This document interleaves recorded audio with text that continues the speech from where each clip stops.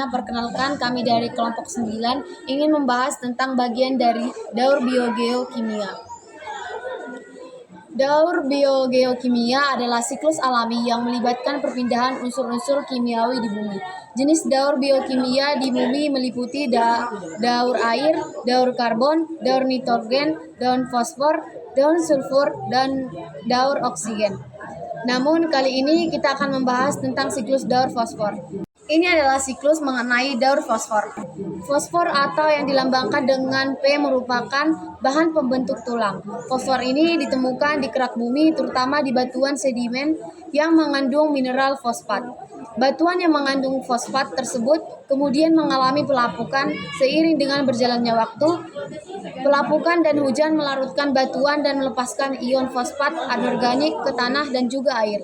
Selanjutnya, nyawa fosfat diserap oleh tanaman dalam rantai makanan. Herbivora akan mendapatkan fosfor dari tanaman tersebut, sedangkan karnivora mendapatkannya dari herbivora. Adapun manusia mendapatkan fosfor dari hewan atau tumbuhan yang mereka makan. Selanjutnya, saya akan membahas daur nitrogen. Berikut adalah daur nitrogen. Siklus ini diawali oleh jatuhnya nitrogen bersama air, kemudian menyerap ke dalam tanah, dan ketika nitrogen berada di tanah, dia tidak akan dapat kembali diambil oleh tumbuhan.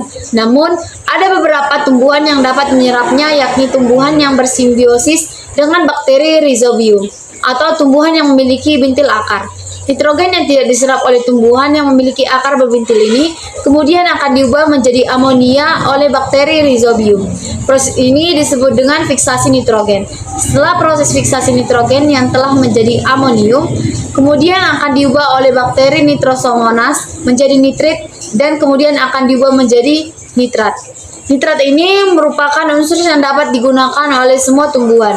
Tumbuhan ini akan menyerap nitrat tersebut untuk melakukan fotosintesis dengan proses yang disebut dengan asimilasi. Nah, jika ada tumbuhan yang telah menyerap nitrat ini kemudian mati, atau beberapa hewan yang memakan tumbuhan tersebut mati yang kemudian menjadi bangkai, maka bangkai tersebut akan diurai oleh dekomposer baik fungi maupun bakteri. Hasil penguraian tersebut akan menjadi amonium. Nah, proses ini disebut dengan amonifikasi, sehingga akan kembali diubah menjadi nitrit dan nitrat melalui proses nitrifikasi tadi. Nah, nitrat yang tersisa atau nitrat yang tidak diserap oleh tumbuhan untuk melakukan fotosintesis akan diubah menjadi nitrogen bebas oleh bakteri nitrifikasi. Nitrogen bebas tersebut yang berada di atmosfer akan kembali melakukan siklusnya atau akan berdaur ulang secara terus-menerus. Diawali dengan penyerapan karbon dioksida oleh tumbuhan yang dijadikan persenyawaan organik, yaitu glukosa, melalui proses fotosintesis. Selanjutnya, glukosa disusun menjadi amilo yang kemudian diubah menjadi senyawa gula yang lain seperti lemak, protein, dan vitamin. Hewan mendapatkan karbon setelah makan tumbuhan. Setelah itu, tubuh hewan dan tumbuhan yang mati diuraikan menjadi karbon dioksida, air, dan mineral oleh pengurai. Pada proses pernapasan tumbuhan akan dihasilkan oksigen. Dengan demikian, daur karbon terpendek terjadi pada tumbuhan. Lingkungan tumbuhan, respirasi hewan, dan emisi asap rumah tangga menghasilkan karbon dioksida yang dilepaskan ke atmosfer dan kemudian diserap oleh tumbuhan. Untuk proses fotosintesis tersebut akan terus berulang. Secara alami, belerang dapat ditemukan sebagai unsur murni atau mineral pada gunung berapi. Belerang merupakan sumber daya yang banyak dimanfaatkan oleh manusia sebagai bahan baku asam sulfat. Dalam ilmu biologi, siklus daur belerang merupakan salah satu daur biogeokimia. Lalu, bagaimana prosesnya? Ketika gunung berapi meletus, ia akan mengeluarkan sebuah sulfur dalam bentuk gas belerang dioksida dan hidrogen sulfida. Ketika menyentuh atmosfer, gas tersebut akan bergabung dengan titik-titik air dan membentuk asam sulfat. Saat mulai jenuh, hujan asam akan terjadi dan asam sulfat akan terserap ke tanah. Selanjutnya, asam sulfat diasimilasi oleh tumbuhan dan dalam bentuk sulfur dan masuk ke dalam sistem rantai makanan. Ketika hewan dan tumbuhan mati, zat organik seperti hidrogen sulfida akan diuraikan oleh dekomposer menjadi bakteri secara aerob dan anaerob. Secara aerob menghasilkan sulfat anorganik yang nantinya akan digunakan oleh tumbuhan, dan secara anaerob akan menghasilkan senyawa sulfida beracun yang terkandung dalam magma gunung berapi, sedangkan pada fosil makhluk hidup yang tertimbun akan dijadikan bahan bakar fosil yang mengandung sulfur dan akan digunakan oleh pabrik. Halo teman-teman, saya dari kelompok 9 ingin menjelaskan mengenai biogeokimia siklus air.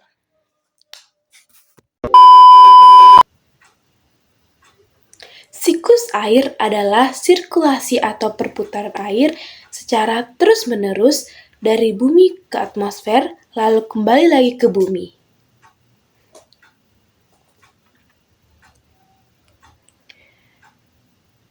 Secara garis besar, siklus air melalui 3 tahapan.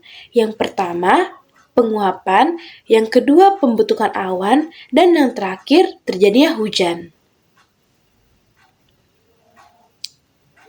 Air di laut, sungai, dan danau menguap karena terkena panas matahari. Proses penguapan tersebut disebut evaporasi. Tumbuhan juga mengeluarkan uap air ke udara akibat panas matahari. Proses penguapan yang berasal dari tumbuhan disebut transpirasi.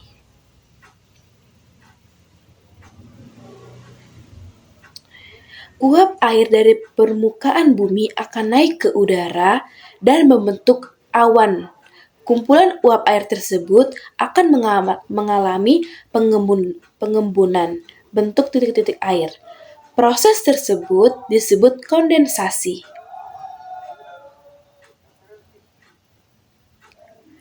Lalu angin akan membawa awan ke dataran atau daratan tinggi.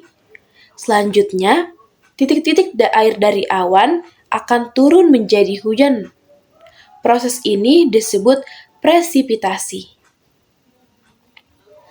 Lalu air akan mengalir ke dataran rendah dan menciptakan suatu siklus yang berlangsung secara terus-menerus.